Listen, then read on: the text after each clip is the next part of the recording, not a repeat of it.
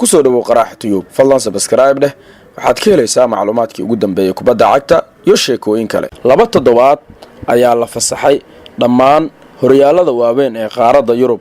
waxaa loo jiheystay dhankii iyo qaramada. haddaba ma jiraan kulamo xiiso leh oo la daaban karo marka la fiiriyo qaramada iyo waliba sida hadda loogu diyaar garoobayo. bishaan aan ku jirno ee September 15keeda ayaa la soo laaban doonaa markaas oo dib loo ambaqaadi doono ciyaaraha. malaha waa 14 maalmood kadib ama 2 toddobaad kadib. khamiistay bilaaban doonaan kulamada saaxiibtinimada ee 6 September ay ku beegan tahay.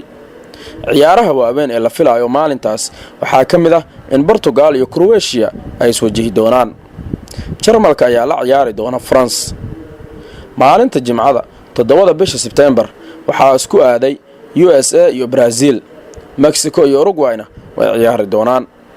8 September oo maalin Sabti ku beegan Ingiriiska ayaa la ciyaari doona Spain.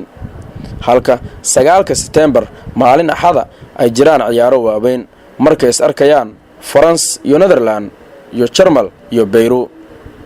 khamiista oo ku beegan 11 September waxaa wada ciyaari doona England iyo Switzerland, Colombia iyo Argentina, USA iyo Mexico. kadib ayaa lagu soo laaban doonaa mar kale loolanka iyo ololaha iyo daawashada kubadda xamaasada badan ee horyaalada. waad ku mahadsantahay daawashada videogan.